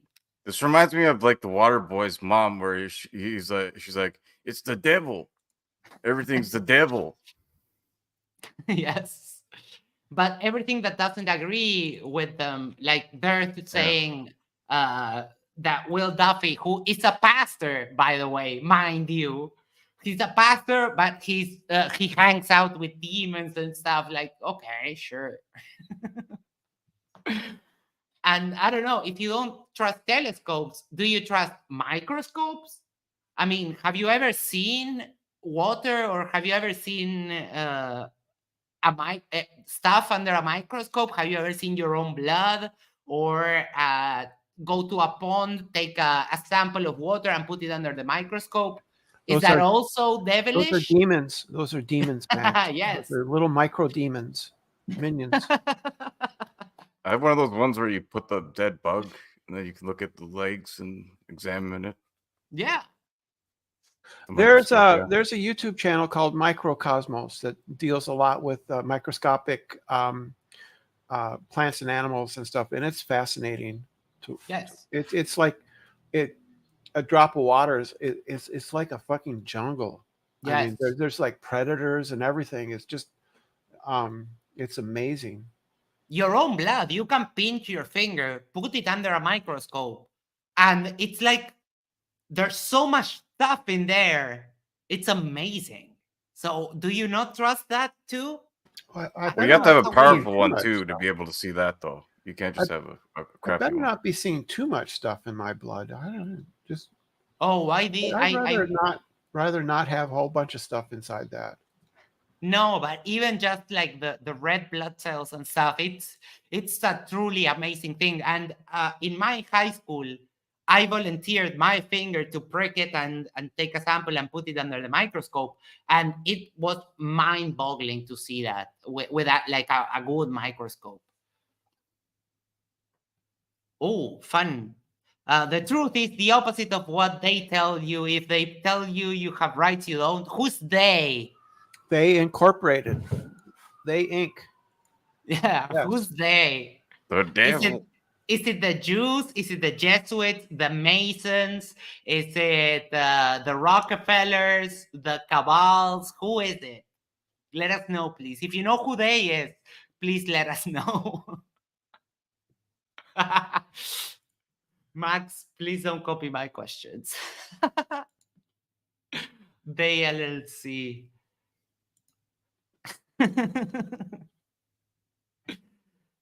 It's confusing enough that you copied my name. Yes, By go the ahead, way, sorry. a question about that. Flat earthers denied the atom and nuclear bombs. So, Yes. do they believe in germs?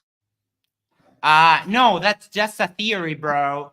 Yeah, some of them don't believe in that too. Yeah, No. they don't believe I in don't think viruses.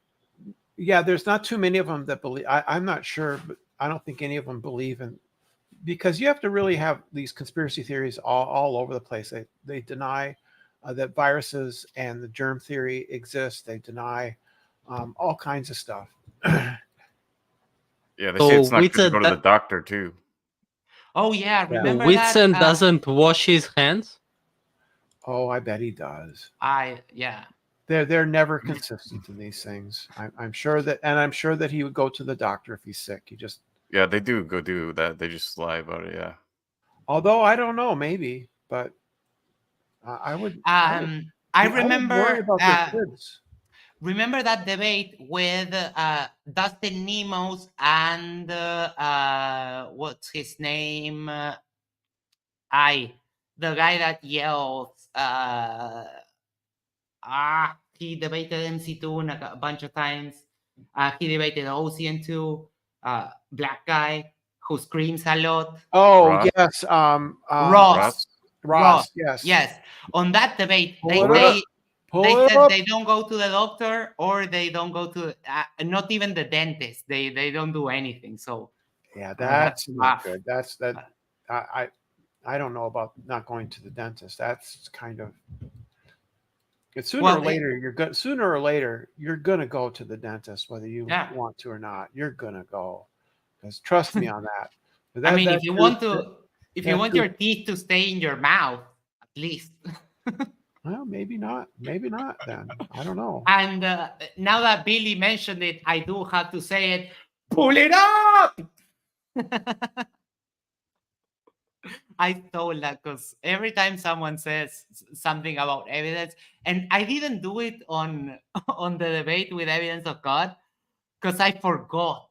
But I asked him for the evidence many times, and I forgot to just like I gave you the evidence, and I was like I should have gone like pull it up, but I forgot completely in my mind. Ross, he's so much fun. He's crazy, but he's fun. All right, we've been going 2 hours. Was a fun afternoon. I did the after show because a bunch of people said that we should do it. So I said, yeah, what the hell, let's go. Icy Spin says dentists have been outlawed for decades in both Alabama and Mississippi. Okay. Yeah, no. All right, let's go around and Billy, give us your final thoughts before we wrap it up. And we'll see you, remember, tomorrow for the debate between Heated Debates and Nadir. It's going to be awful and wonderful at the same time. I'm so excited.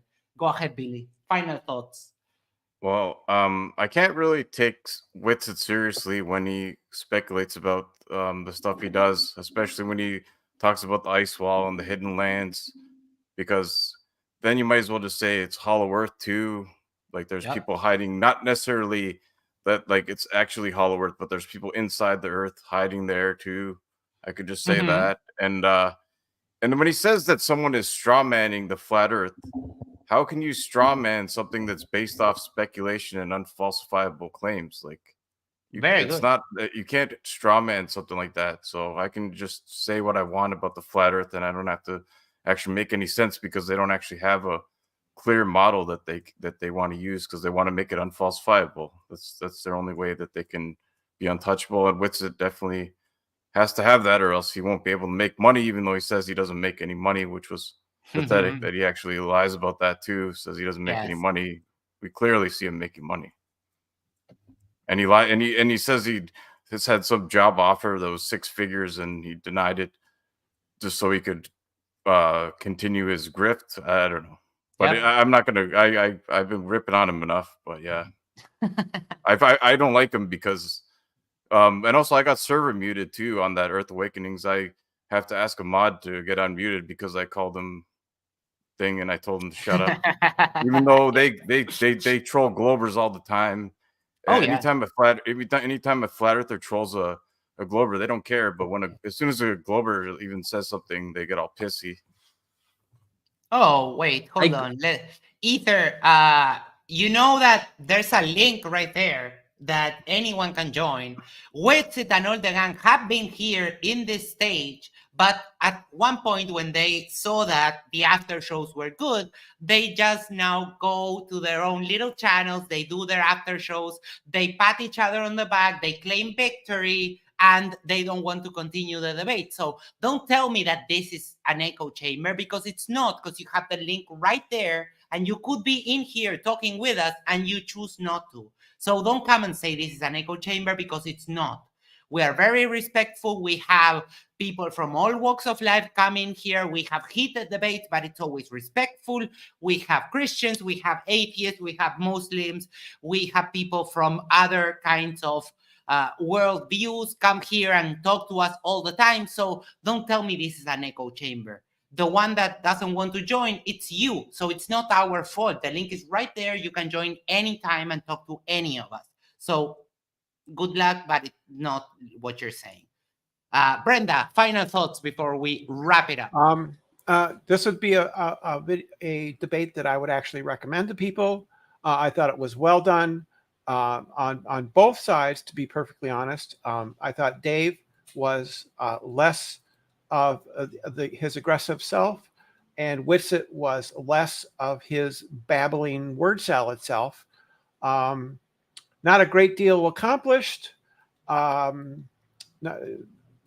it was a decent debate. So the very best flat Earth debate that I've seen recently would be the one with Amand in what's his name? Flat Earth, Saints. That was a good one, but probably boring for a lot of people. So that's my assessment. I thought Flat Earth is the worst. Yeah, I thought that Professor Dave did an excellent job and curbed in a lot of the yelling and stuff, but it was a good debate. Yeah. And for those of you who haven't seen it, the link is on the description of the video. I updated the description after we got started. So if you refresh after we're done, you can watch it. Isa, you there? Maybe not.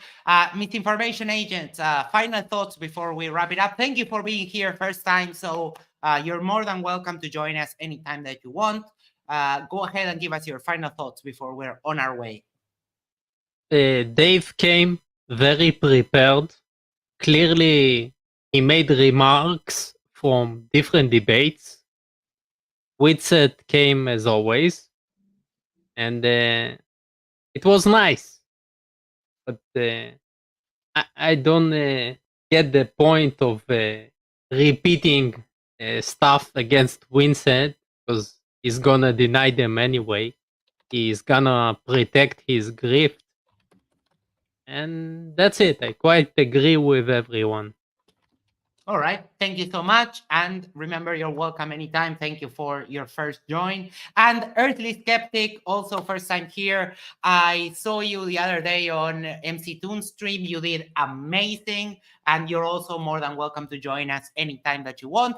As are any flat earthers that want to join the stage, but somehow they don't. I imagine that. So Earthly Skeptic, final thoughts. Thank you for being here. Sure. Thank you. And thanks for watching me or hearing me the other day. So I felt Dave was very well prepared. He had a good presentation. He brought up 2 points. One was the electric gravity claim that Witsit makes, and then the motion of the stars. As I said before, I think Dave should not have been dismissive of that photograph. That could have been easily addressed or defended. I felt Witsit was being more respectful. I've seen him be more respectful recently, but I also think that's because Witsit has been debating the religious or the conspiracy theory types, and he does not talk back to them. He usually talks back to MC2 and FTFE, people like that. Anyways, I know if you guys saw the post I made on Discord, on your Discord, where I'd listed a bingo card of all the stuff that I expected Witsit to say. I was trying to maybe play bingo with myself, but he brought up all his usual phrases. He said electrostatics is 10 to the 39 times stronger than gravity has ever claimed to be. It's always claimed to be. He brought up his pressure mediation, but he didn't bring up my favorite, which was centrifugal divergence and centripetal convergence. He always says that, right? He brought up Neil deGrasse Tyson, all of that. But the one thing Witsit didn't do, to his credit, was to comment on his own performance and say how he's dismantling all these people in real time or whatever. Yes. So I'll give him credit for that. I didn't see any real point come out of Witsit, but not surprised. So overall, I thought it was time well spent in watching that debate. Yeah, it was entertaining, and the host said at the beginning that it's for entertainment. At this point, Flat Earth it is entertainment. We all will kind of know that. I do like the debate. It allowed me to get a motivation to study some things that I hadn't seen in many years. So it's, even though it's entertaining, it is fun. It's good to go back and relearn some stuff that I covered in high school, and it is fun, but it's also informative. So yeah, I had lots of fun. I was hoping for a dumpster fire, but it didn't happen. But anyway, it was still entertaining and really, really well. So tomorrow we have Nadir and Heated Debates. It's going to be bad. It's going to be awesome, and we'll be here for it. Is there going to be a pre-show and an after show? Yes. And that's good. The main show is going to be on Modern Day Debate? Yeah, exactly. Okay. So I'm getting ready for that one. This week we had Tell Me That Story show with Isa and myself. We also had a pre-show and an after show for a debate on MDD with ADHD projects and Florida Saints, and the regular show on the Tell Me That Story show. So tomorrow we'll meet you back here, right, on Matters Now, where your voice matters. Thank you, everyone. Do the social thing: is like, share, subscribe, send this to a friend, send this to your significant other.